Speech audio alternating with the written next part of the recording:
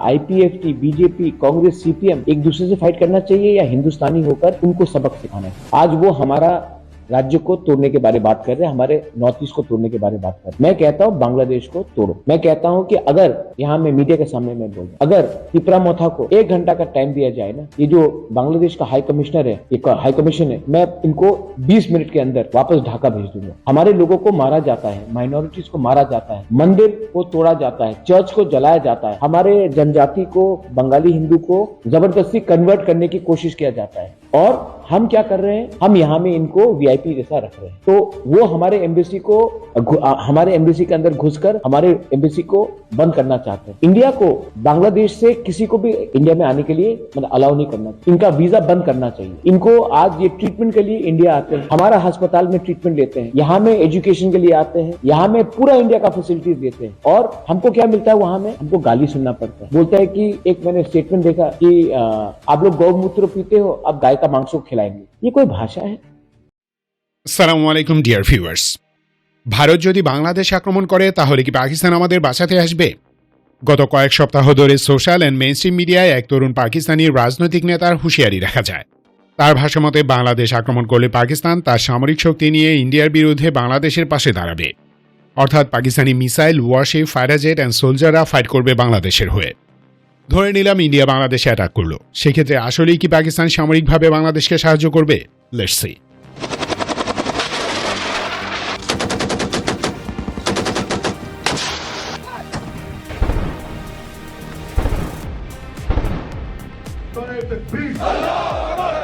অত্যন্ত চতুর আর ধূর্ততার সাথে জেনারেল মঈনের মাধ্যমে শেখ হাসিনাকে ক্ষমতায় বসিয়েছিল দিল্লি। এটাকে দীর্ঘ 15.5 বছর ক্ষমতায় রেখে বাংলাদেশের স্বাধীনতা ও সার্বভৌমত্বের উপর একের পর এক আঘাত করেছে। শত শত বিলিয়ন ডলার চুরি করে নিয়ে গেছে ইন্ডিয়ানরা। এখনও কয়েক লাখ ইন্ডিয়ান এদেশে চাকরি করছে অবৈধভাবে। সেভেন সিস্টার্সে স্বাধীনতাকামী নির্যাতিত জনগণের নেতাদের ভারতের হাতে তুলে দিয়েছে শেখ হাসিনা। সেখানকার মজলুম মানুষের অধিকার ও কণ্ঠস্বর রোধে প্রধান সহকারীর ভূমিকায় ছিল এটা। প্রচণ্ড মুসলিম পেশি ভারত সরকার আর এক মুসলিম পেশি হাসিনাকে বাংলাদেশের ক্ষমতায় রেখে তাদের আলটিমেট অ্যান্টি মুসলিম স্টেট পলিসি বাস্তবায়ন করছিল। দিল্লির ইশারায় সাধারণ জনগণ থেকে শুরু করে স্বাধীনতার মহানায়ক শহীদ প্রেসিডেন্ট জিয়াউর রহমানের ফ্যামিলির উপর হাসিনার নির্মম নির্যাতন করেছে। আর এমন একজন পালতু হায়ানা হারিয়ে দিল্লির মাথা নষ্ট। তারা এখন নানাভাবে বোঝানোর চেষ্টা করছে যে দরকার হলে ভারতীয় বায়ুসেনারা বাংলাদেশ আক্রমণ করবে। আর গদি মিডিয়া সেটা 1000 গুণ বেশি উচ্চস্বরে অ্যাম্প্লিফাই করে ভারতীয় জনগণকে ভূগোল বোঝাচ্ছে। ইন্ডিয়ান হিন্দুদের এই ফিল দেওয়ার চেষ্টা করছে যে ডাইনিং টেবিল থেকে পানির গ্লাস নেওয়ার মতোই বাংলাদেশকেও তারা গিলে ফেলতে সক্ষম। আসলে বাস্তবতা হচ্ছে প্রকাশ্যে ঘোষণা দিয়ে বাংলাদেশের সীমার ভিতর একটা সেনা পাঠানোর শক্তি বা সাহস তাদের নেই। বাংলাদেশ তার সীমার ভিতর একটি ড্রোন উড়ালেই দিল্লির আত্মা উড়ে যায় ভয়ে, আর আক্রমণ করবে বাংলাদেশে। 18 কোটি মানুষের দেশ, 2 কোটি মুসলিম স্ট্যান্ড বাই আছে দেশের তরে শহীদ হবার জন্য। সো এমন ভয়ঙ্কর ভুল ইন্ডিয়া বেহুশ অবস্থায়ও করবে না।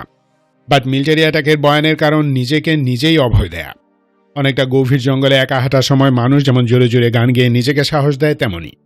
তবে দিল্লি পিছনের দরজা এবং অন্ধকারে পিছন থেকে মারা উস্তাদ। এ কাজে তারা চরিত্রহীন, লুটেরা, জোচ্চোর, জালিয়াত, বাটপাট, ডাকাত, চোর আর জন্মগত ক্রিমিনাল মাইন্ডের লোকেদের কাজে লাগায়। আর এ দেশের এমন কুলাঙ্গারদের 99%ই দিল্লিকে বাপ মানে। যেমন ফয়সাল করিম মাসুদ।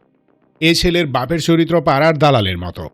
তেমনি ভাগিয়ে আনা এক মহিলার গর্ভে ফয়সালের জন্ম।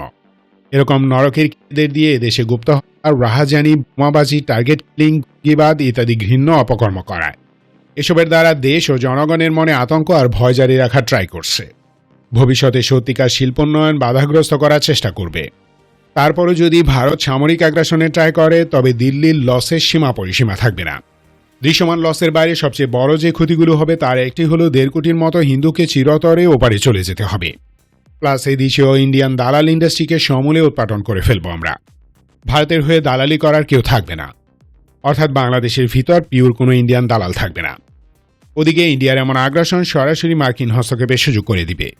আর চীন ও পাকিস্তান তো আছেই।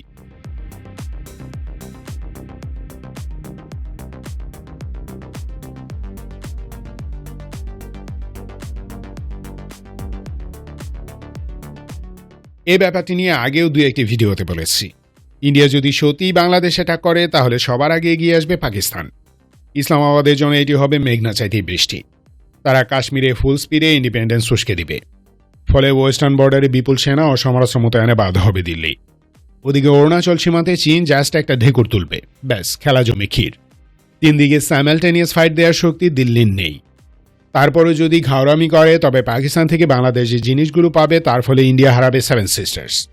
আর সেই অস্ত্রগুলোর অন্যতম হতে পারে ব্যাটলফিল্ড রেঞ্জ ট্যাকটিক্যাল ব্যালিস্টিক ও cruise missile. Missile technology control রেজিমের বিধিনিষেধ মেনেই পাকিস্তান তার মিসাইল ভান্ডার থেকে ভয়ঙ্কর কিছু মিসাইল বাংলাদেশকে দিতে পারে। নাসার TBM, ফাতা 1 and 2 GMLRS, বাবুর ক্রুজ মিসাইলের বড় একটি শিপমেন্ট বাংলাদেশ পেতে পারে।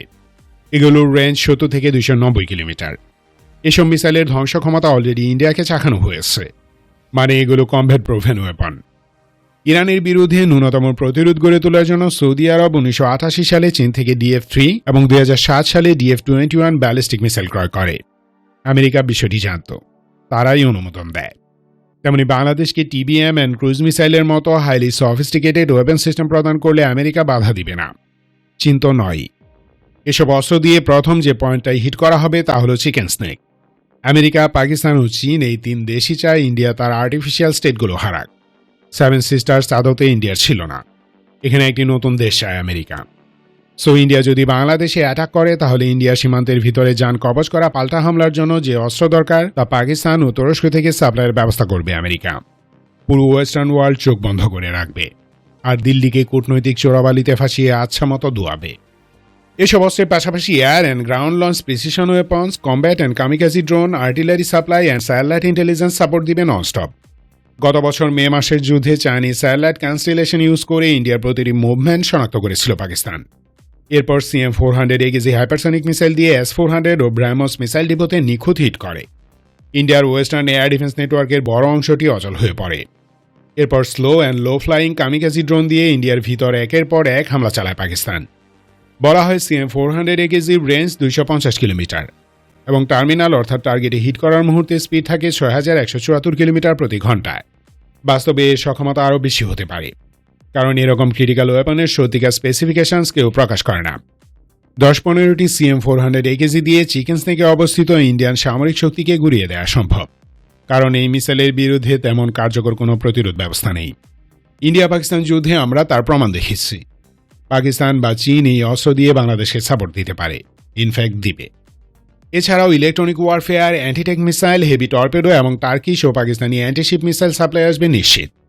ওয়েস্টার্ন বর্ডারে ইন্ডিয়ান আর্মিকে এঙ্গেজ করে বাংলাদেশকে সমরাস্ত্র সাপ্লাই দিয়ে এবং আঞ্চলিক ও আন্তর্জাতিক পর্যায়ে ভারতকে কূটনৈতিকভাবে চাপে রেখে আমাদেরকে ফুল ব্যাকিং দিবে পাকিস্তান।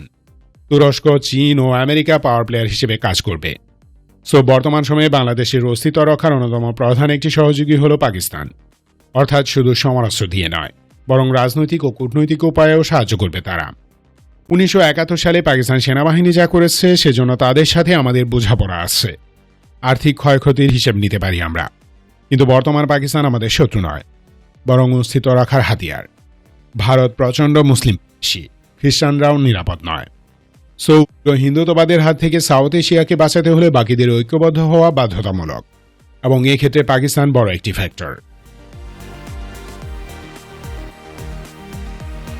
ধন্যবাদ ভিডিওটি শেষ পর্যন্ত দেখার জন্য। সতর্ক ও সুস্থ থাকুন, দেশকে ভালোবাসুন।